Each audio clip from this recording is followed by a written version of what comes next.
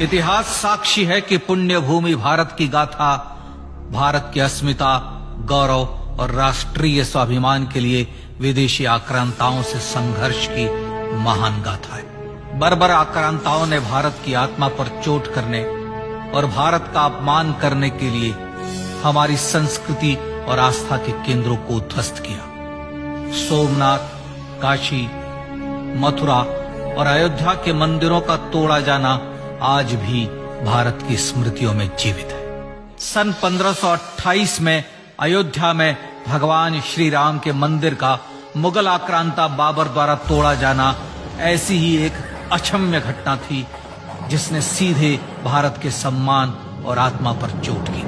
कारण साफ था, अयोध्या के श्री राम के मंदिर पर आक्रमण भारत की आत्मा पर आक्रमण था। जहां हर भारतीय के रोम रोम में राम बसते हैं, वह भारत यह अपमान कैसे सहता। राम मंदिर पर आक्रमण भारत को आहत कर गया था। विदेशी हमलावर अपनी बर्बरता दिखाते गए और भारत अपने आत्मगौरव को फिर से पाने के लिए संघर्ष करता रहा।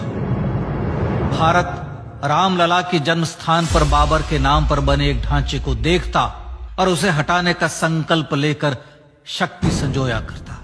हिंदू समाज आत्मसम्मान के रण में डटा रहा और लगातार हमलावरों द्वारा बनाए गए बाबरी ढांचे को हटाने के लिए लड़ता रहा। सरयू कई बार रक्त से लाल हुई। कभी स्थानीय शासकों ने तो कभी साधु संतों और राम भक्तों ने राम जन्मभूमि की मुक्ति के लिए अपने प्राणों की आहुति दी। 74 बार युद्ध हुए। हम कुछ मोर्चे हारे, पर रण जीतने का संकल्प कभी कम नहीं हुआ। हिंदू समाज तलवारों से रक्त रंजित हुआ, पर उसने हार नहीं मानी। उसका संकल्प अजेय था। 15 अगस्त 1947 को देश की आजादी के साथ सैकड़ों सालों से चले आ रहे इस संघर्ष में नई ऊर्जा और एक नया मोड़ आया। अचानक 23 दिसंबर 1949 को बाबरी ढांचे में श्री राम लला प्रकट हुए। हजारों राम भक्त दर्शन के लिए उमड़ पड़े। तत्कालीन प्रधानमंत्री पंडित जवाहरलाल नेहरू ने उत्तर प्रदेश सरकार को श्री राम लला को विवादित ढांचे से हटाने का आदेश दिया। उत्तर प्रदेश सरकार ने अयोध्या के कलेक्टर को यह काम दिया और यह निर्देश भी कि जरूरत पड़ने पर वे बल का प्रयोग भी करें। अयोध्या के कलेक्टर ने सरकार को उत्तर दिया कि यह नरसंहार के बिना संभव नहीं है और फिर भी वह ऐसा चाहती है तो किसी दूसरे कलेक्टर से यह काम करवा ले। परिणाम स्वरूप रामलला की मूर्ति वहीं विराजमान रही। विवादित ढांचे को बंद कर दिया गया। केवल पुजारी को सेवा अर्चना के लिए भीतर जाने की अनुमति थी। फिर भी राम भक्त विवादित ढांचे के बाहर से प्रभु श्री राम की आराधना करते रहे। भारत के हिंदू समाज के लिए चुनौतियां और बढ़ गई। मामला अदालत में गया। विपक्षी दलों द्वारा अदालत में भगवान श्री राम के अस्तित्व पर सवाल उठाए गए। उनके अयोध्या में ही जन्म लेने का प्रमाण मांगा गया। भारत का जनमानस अब आहत हो उठा था। आजाद भारत में भी हिंदू समाज को अपनी आस्था और श्रद्धा के लिए संघर्ष करना पड़ रहा था। चुनौतियों के इस समय में सन 1984 में विज्ञान भवन दिल्ली में विश्व हिंदू परिषद ने धर्म संसद का आयोजन किया। इस संसद में देश भर के संतों ने राम जन्मभूमि की मुक्ति के लिए आह्वान किया और राम जन्मभूमि मुक्ति यज्ञ समिति का गठन किया। धर्म संसद ने राम जन्मभूमि की मुक्ति और वहां भगवान श्री राम के भव्य मंदिर बनाने के भारत के जनमानस के संकल्प को फिर से दोहराया। विश्व हिंदू परिषद के नेतृत्व में मंदिर निर्माण के लिए पूरे देश में अभूतपूर्व आंदोलन की शुरुआत हुई। श्री राम जन्मस्थली मुक्ति यज्ञ समिति के साथ देश भर में राम जानकी की रथ यात्राएं निकली। राम लीलाओं में राम कथा के माध्यम से भारत का आम जन फिर से जुटा। अब सबके मन में एक ही प्रण था, एक ही लक्ष्य था। अयोध्या में जन्मभूमि पर भगवान श्री राम के भव्य मंदिर का निर्माण। सन 1989 में विश्व हिंदू परिषद द्वारा गांव-गांव से रामशिला पूजन करके अयोध्या भेजी गई। 2,75,000 गांवों से रामशिलाएं अयोध्या पहुंची। भव्य राम मंदिर के शिलान्यास का निर्णय हुआ। पूज्य संत महात्माओं और हिंदू समाज के अन्य प्रमुख नेताओं के निर्णय के अनुसार अनुसूचित जाति के प्रमुख नेता श्री कामेश्वर चौपाल ने 9 नवंबर 1989 को मंदिर निर्माण का पहला पत्थर रखा। राम जन्मभूमि पर मंदिर निर्माण के लक्ष्य की पूर्ति के लिए सन 1990 में सोमनाथ से अयोध्या के लिए श्री लाल कृष्ण आडवाणी ने रथ यात्रा की शुरुआत की। देश में जन भावनाओं का ज्वार उमड़ने लगा। श्री लाल कृष्ण आडवाणी के रथ यात्रा के साथ साथ मंदिर के लिए जन समर्थन बढ़ने लगा और छद्म सेकुलरवाद बेनकाब होने लगा। इस जन आंदोलन को रोकने की तमाम कोशिशें हुई पर सब व्यर्थ हुई। विश्व हिंदू परिषद ने देशवासियों से अयोध्या में जन्मभूमि पर मंदिर निर्माण के लिए 30 अक्टूबर और 1 नवंबर 1990 को कार सेवा का आह्वान किया। परिणाम स्वरूप लाखों राम भक्त कार सेवा के लिए देश के कोने कोने से अयोध्या आए। इससे देश की एकात्मता का विराट दर्शन हुआ।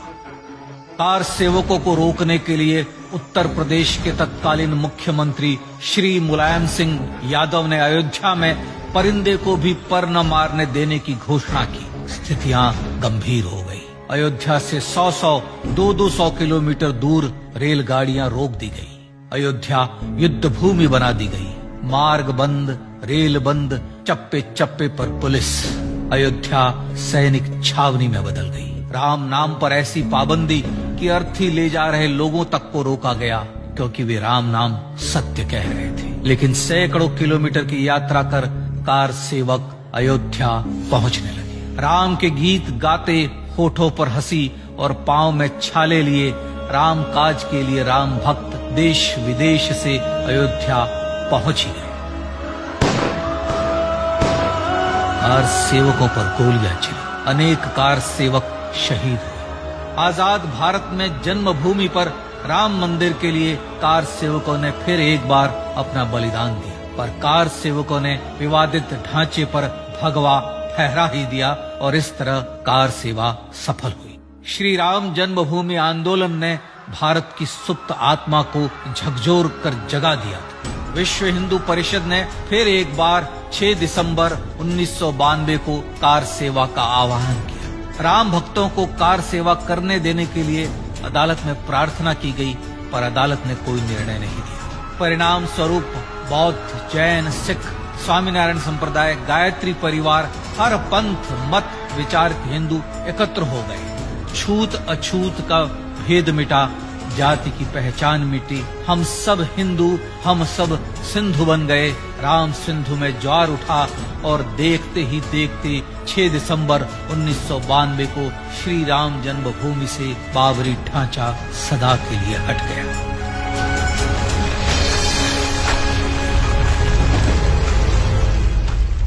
यह क्षण शौर्य, न्याय और सत्यमेव जयते का क्षण था। यतो धर्मस्ततो जय का क्षण था। पर संघर्ष की गाथा यहां जाकर भी नहीं रुकी। छद्म सेकुलरवादियों द्वारा भारत और भगवान श्री राम के इतिहास को झुठलाने के लिए अदालतों में चुनौतियों का सिलसिला चलता रहा, जो 1950 से चल रहा था। हिंदू सिखों के बीच से गुजरते हुए भगवान श्री राम का दर्शन करने के लिए विवश थे। यह स्थिति थी आजाद भारत में श्री राम और राम भक्तों की। पर सत्य को तो जीतना ही था। आखिरकार देश के सर्वोच्च न्यायालय के 5 जजों की खंडपीठ ने 9 नवंबर 2019 को ऐतिहासिक निर्णय दिया और यह कहा कि अयोध्या जन्मभूमि परिसर की पूरी 67 एकड़ भूमि रामलला की, और न्यायालय ने भारत सरकार को जन्मभूमि पर मंदिर बनाने के लिए एक ट्रस्ट बनाने का आदेश दिया। सर्वोच्च न्यायालय के आदेश के अनुसार भारत सरकार ने 5 फरवरी 2020 को श्री राम जन्मभूमि तीर्थ क्षेत्र नाम के ट्रस्ट का गठन किया और राम जन्मभूमि न्यास की भूमि जो सरकार द्वारा अधिग्रहित की गई थी, उसे ही नवनिर्मित न्यास को वापस दे दिया गया। 5 अगस्त 2020 को भारत के प्रधानमंत्री श्री नरेंद्र मोदी ने श्री राम जन्मभूमि तीर्थ क्षेत्र के अध्यक्ष पूज्य महंत नृत्य गोपाल दास, राष्ट्रीय स्वयंसेवक संघ के पूज्य सरसंघ चालक डॉक्टर मोहन भागवत एवं उत्तर प्रदेश के मुख्यमंत्री श्री योगी आदित्यनाथ की उपस्थिति में श्री राम जन्मभूमि पर भगवान श्री राम के भव्य मंदिर के लिए भूमि पूजन कर निर्माण कार्य का शुभारंभ किया। इस तरह लगभग 500 वर्षों से राम जन्मभूमि की मुक्ति के संघर्ष का पटाक्षेप हुआ। अपने आत्मसम्मान और राष्ट्रीय अस्मिता के लिए इतना लंबा संघर्ष विश्व के इतिहास में बेजोड़ है।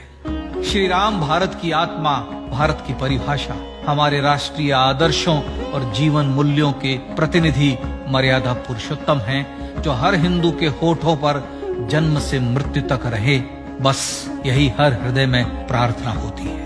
राम भारतीय राष्ट्रीय स्वाभिमान और आसेतु हिमालय से समुद्र पर्यंत तक जन जन को एकात्मता के बंधन में बांधने वाले रक्षा सूत्र है। अयोध्या स्थित श्री राम जन्मभूमि पर बाबर का हमला वास्तव में भारत के स्वाभिमान और राष्ट्रीयता पर हमला था। प्रधानमंत्री श्री नरेंद्र मोदी द्वारा श्री राम जन्मभूमि पर राम मंदिर का पुनः निर्माण न केवल बाबरी मानसिकता का पराभव है, बल्कि संपन्न, सुखी, सुसंस्कृत, सर्वशक्ति संपन्न स्वराष्ट्र का सूर्योदय भी है। यह उस राम राज्य की दिशा में वह कदम है जिसकी अभिलाषा राजराजेंद्र चोल, कृष्णदेव राय, छत्रपति शिवाजी महाराज से लेकर महात्मा गांधी तक ने की थी।